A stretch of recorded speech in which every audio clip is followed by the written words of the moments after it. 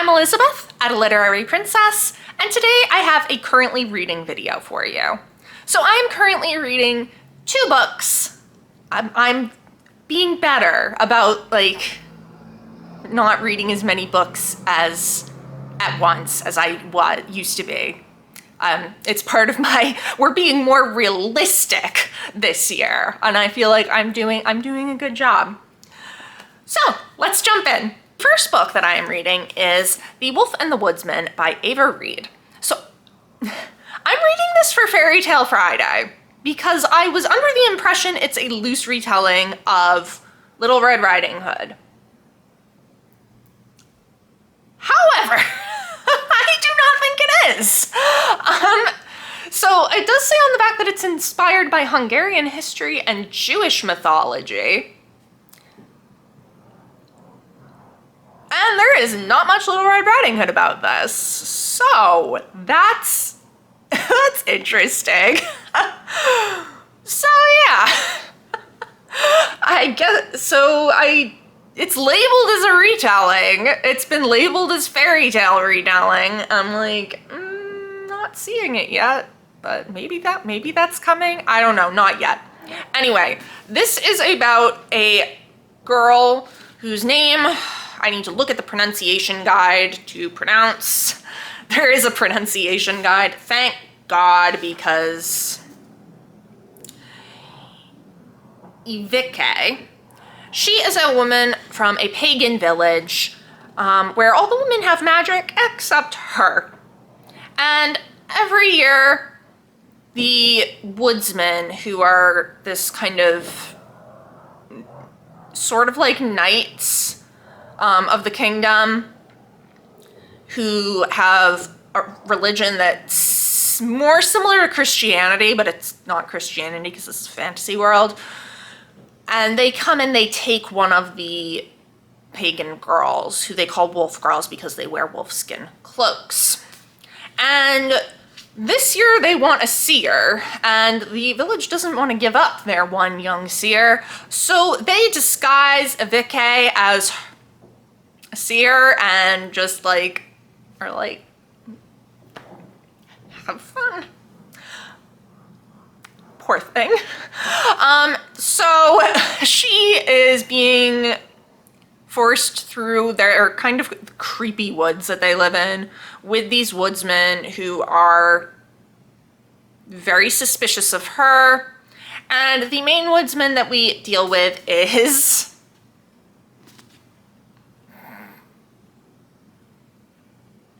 see if we can find his name in the Baraya Gashpar, who is actually the prince of the country. So there's a lot of political intrigue going on in the background. Gashpar has a half-brother who, despite being illegitimate, is in a pretty good position to take the throne because he's very religious and wants to basically kill all the pagan people. And Gashpar takes Ivike, and instead of bringing her back to the capital city, because he realizes pretty quickly she's not a seer, she has no magic, and that would be pretty embarrassing to show up and basically have failed his father, who already, they have issues. So instead, he brings Ivike north so that they can look for, let's see if I can,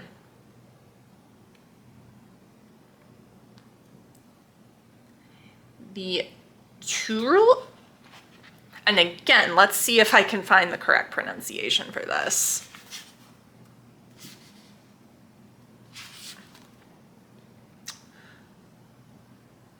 The Turul, which is a hawk from the mythology of Ivike's people, which can give somebody the power to, like the seer's power. And the king wants this because they are at war with a neighboring country and they are losing pretty badly. So Gashpar is hoping that if he finds this and brings it to his father, I don't know, his father will love him because he doesn't. So yeah, that's kind of where I'm at right now. So this is clearly enemies to lovers romance. Like, they hate each other to begin with, but there's also attraction, and you know, I'm here for it. I like it. I like it a lot. I'm enjoying this quite a bit. It is very heavy on the world building, and obviously I can't pronounce anything in it, so thank God for the pronunciation guide. But I find it to be a very interesting world. I love Reed's writing, which I knew that I would. I had read Juniper and Thorn by her. So yes, I am very much enjoying this. I am only 125 pages in, so not very far at all. So clearly a lot is going to be happening. I'm assuming they're going to be getting to court at some time soon. I don't know. But yeah, I don't think this is a retelling of Low Riding Hood at all.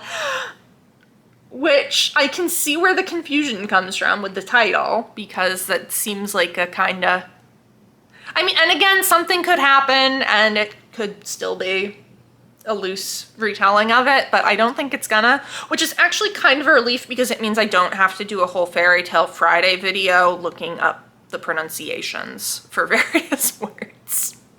But yes, I'm highly enjoying this. And the other book I am reading is my George Eliot project read, and this is Felix, Holt the Radical, which I am only like 50 pages into, so on chapter 4. However, I am really enjoying this so far, and I didn't think that I would.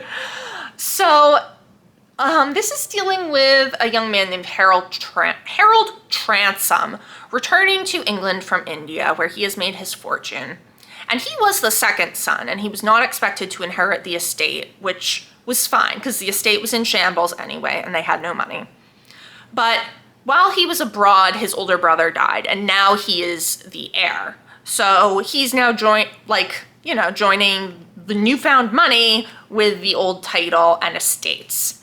However, when he comes home, he declares that he is a radical rather than a Tory, which is what his family traditionally are, and he is going to be running for Parliament as a radical. And people are not very happy about that as of right now, particularly his mother, Mrs. Transome, who has been kind of like holding down the fort because her husband is not really well, and her older son who passed was kind of a gambling degenerate. So she's pretty miffed at the moment. And that's kind of where I'm at right now. There are a few other people who are running for Parliament. We have not met them yet. I think we're actually going to be introduced to some of them in the next chapter that I'm on. So I'm very early on, but I am really enjoying it. And I read the editor's introduction, which of course gives away a lot of the plot because they like to do that in classics introductions. However, it did make me really interested to read this. There is a character called Esther Leon, who I've not met yet, but her plot sounds super interesting. So I'm excited to continue with this. Obviously, I am like not even scratching the surface without notes. Holy crap, the notes are really long in this one. So without notes, this is just under 50 pages. This is just under 500 pages. With notes, it's over 500 pages. So I have barely scratched the surface. But I'm liking it so far, which is nice because, you know, this George Eliot project has had its ups and downs, and I really wasn't expecting to like this. So that is what I am currently reading. Let me know down in the comments below. Have you read either of these? What did you think? What are you reading right now? It has been great chatting with you. I will see you soon. Bye.